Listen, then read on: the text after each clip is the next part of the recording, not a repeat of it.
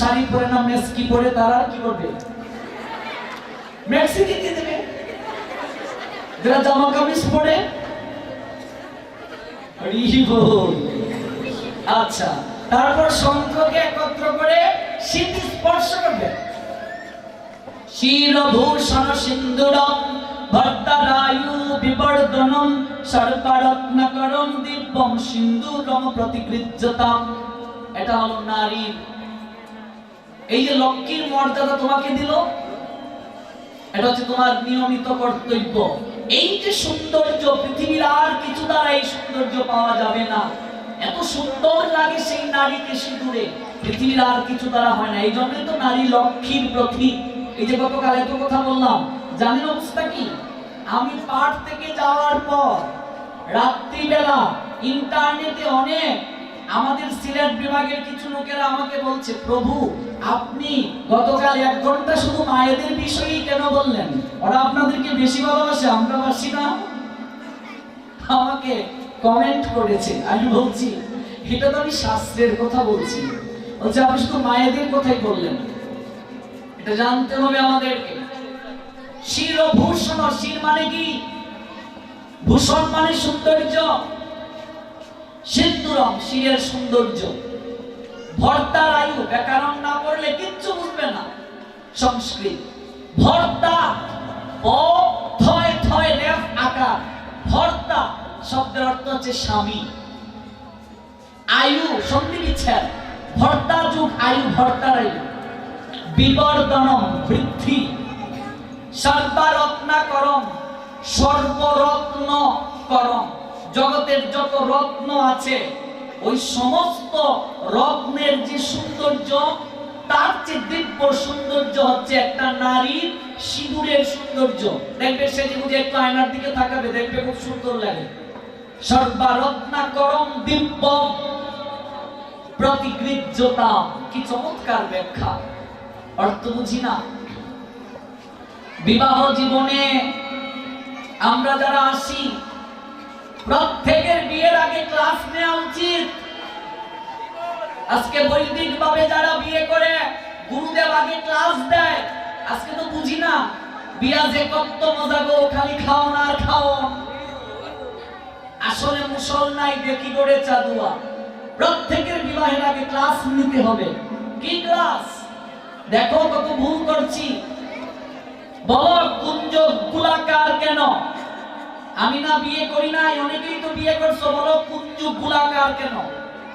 হাত তুলে বলুন কেউ আছেন? কুঞ্জুর তলে আমার তো বলার সৌভাগ্য হয়েছে না, অনেকেই তো হয়েছে। চেয়ারে বসতো। আচ্ছা বলো তো আয়নাটা এইভাবে ধরে কেন থাকো? এই ঠেকছে অনেকে কয়, এইটা কি তো জানি আয়নাটা শেষ এই তো সময় শেষ। কিচ্ছু বুঝি না, করছি। কুঞ্জ গোলাকার কেন? চিনে তো পড়ে। আচ্ছা বলেন তো, আপনি যে বিবাহ করেছেন এই বিবাহের নামটা কি? নাম কি? বিয়ের নাম কি যে বিয়ে করছেন? জানি না। এই জন্য তত্ত্ব জানতে হবে। তত্ত্ব না জানলে তো হবে না। এই যে আপনি 7 পাকে বিয়ে করলেন, জয় জয় শ্রী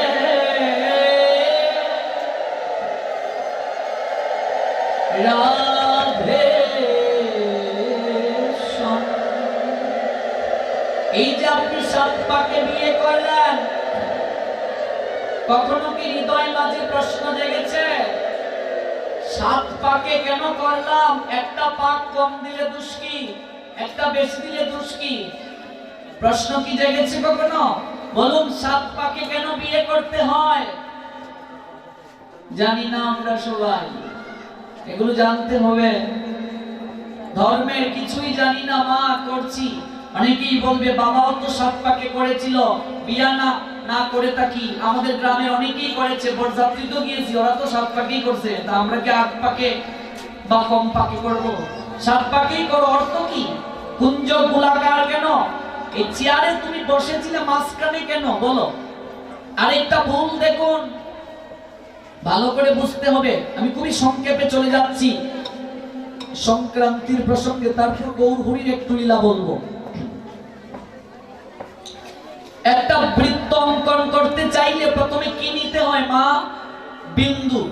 বিন্দু ছাড়া বৃত্ত হবে? বিন্দু নিয়ে বৃত্ত অঙ্কন করলে এখানে যজ্ঞ করা হয়। যজ্ঞ করে কারো বিয়ে হয়েছে? যজ্ঞ হয়নি? অগ্নি, এই দেখুন, এই যে বললাম না গতকাল, অগ্নি মহামহিম বিশ্বের চিতা। এই যে ভেড়ার গড় বলেন, আগুন জ্বালিয়ে দিলেন। আগুন কি? অগ্নি দেবতা কি? এই যে অগ্নি দেবতাকে তুমি মাঝখানে আনলে বিন্দু রূপে, কারণটা কি? বিয়ের আগে ক্লাস নেওয়া দরকার, এগুলো জানতে হবে। দাম্পত্য জীবনে প্রবেশ করি কিচ্ছু জানি না, বুঝি না, এই জন্যই তো সংসার জীবনে অনেকেরই আমাদের সুখ নাই, অর্থ বুঝি না। তাছাড়া বিবাহের মণ্ডপে গিয়ে বসে ঠাকুরদা দু একটা কিছু বললেন, আমরাও তুতা পাখির মতো, টিয়া পাখির মতো, ময়না পাখির মতো বলে আসলাম, অর্থ কিচ্ছু বুঝলাম না। ঠাকুরদা যদি কয় অনুষ্কারার বিসরণ যদি সংস্কৃতি হতম, তাহলে সকির তলে লুকাইতম, আমরা ওইটা করি, অর্থ বুঝি না। ঠাকুরদা যা কয় আমরাও বই। আরে এটা তো নিজের দেখা ঘটনা। মাস্টার্স পড়ুয়া ছেলে বিয়ে করতে বইছে, এবার ঠাকুরদা কয় নম, সে বলে নম বিষ্ণুর নম, বিষ্ণুর নম অদ্য অদ্য। এক পর্যায়ে ঠাকুরদা কয় জলে হাত দাও, সেও কয় জলে হাত দাও। ঠাকুরদা কয় দান দুর্বা নেও, সে কয় দান দুর্বা নেও। ঠাকুরদা কয় এই বিয়া করছস না, বিয়ার বরযাত্রীও গেছস না? কয় কি দাও ঠাকুরদা? কয় জলে হাত দাও, মন্ত্র না, জলে হাত দিতে। ও আমি ভাবছি মন্ত্র। আপনি যা কই না, আমি তো এটাই কই। আমরাও সেই অবস্থা, অঞ্জলি দিতাম গেছি, ঠাকুরদা যা কই না আমরাও তাই, অর্থ বুঝি না। বিয়ের মণ্ডপে গিয়ে পুরস্কার বিসরণ সব বলে আসলেন, বুঝলেন না কিছু। এই জন্য ক্লাস প্রয়োজন আমাদের। বৈদিক ভাবে যারা বিয়ে করেন, গুরুদেব আগে ক্লাস দেন, এগুলো বুঝান, এগুলো কি, কিচ্ছু হবে না। আমরা তো মনে করি দুর্গাবাড়ি কালীবাড়ি গিয়ে একটা বিয়া দিলেই শেষ, মালা দিলাম হয়ে গেল। অর্থগুলো ভালো করে বুঝতে হবে, ভালো করে আমাদেরকে এই সম্পর্কে জ্ঞান থাকতে হবে। দেখুন অগ্নি, অগ্নিকে কেন রাখলাম? এই যে অগ্নিকে সাক্ষী রেখে বিয়ে হচ্ছে। আগে আমরা জানি গোলাকার 7 পাক কেন? সায়েন্সের যারা স্টুডেন্ট আছেন, কোন বিন্দুকে কেন্দ্র করে যখন কোণ উৎপন্ন হয়, কত ডিগ্রি কোণ হয়? 360 ডিগ্রি কোণ হয়। ম্যাথমেটিক্স নিয়ে অনার্স যদি কেউ করে থাকেন ভালো করে বুঝবেন। এই যে 360 ডিগ্রি কোণ উৎপন্ন হলো, 360 কে 1 2 3 4 5 6 7 ছাড়া 8 9 এই সংখ্যাগুলো দিয়ে যদি ভাগ করো, 360 কে ভাগ করা যায়, কিন্তু 360 কে কখনো 7 সংখ্যা দ্বারা ভাগ করা যায় না। Understand what I say? দশমিক যদি নেন, অনন্তকাল ধরে ভাগ চলবে। আমাদের আর্য ঋষিগণ সিদ্ধান্ত দিলেন 7 পাকে বিয়ে হবে, একটা কমও না একটা বেশিও না। অর্থাৎ এই 7 দ্বারা কখনো 360 কে ভাগ করা যায় না। সনাতন দর্শন বলে স্বামী স্ত্রীর যে সম্পর্ক, এই সম্পর্ক কোনো প্রতিবন্ধকতা দ্বারা বিভাজন কিংবা ভাগ করা যায় না। জয় জয় শ্রী রাধে শ্যাম। এই জন্য আমাদের সনাতন সমাজে ডিভোর্সের সংখ্যা কম, ঠিক না? অন্যান্য ধর্মে যেভাবে ডিভোর্স এত সহজ, আমাদের সনাতন সমাজে এত সহজে ডিভোর্স নাই, খুবই কম। সনাতনীরা বিশ্বাস করে এই 7 পাক মানে স্বামী স্ত্রীর সম্পর্ক অবিভাজ্য। পৃথিবীর কোনো প্রতিবন্ধকতা দ্বারা ওই স্বামী স্ত্রীর সম্পর্ক বিভাজন করা যায় না। আজকে বিয়ের আগে যদি এই ক্লাসগুলো দিত, স্বামী স্ত্রীর সম্পর্ক মধুর হতো। দাম্পত্য জীবনে স্বামী এবং স্ত্রী একে অন্যের জীবনে কি, এগুলো যদি গুরুদেব ক্লাস দিতেন, তাহলে সংসার জীবনে এত আনন্দ হতো, অন্য কোনো কিছু দ্বারা এই আনন্দ আপনি পেতেন না।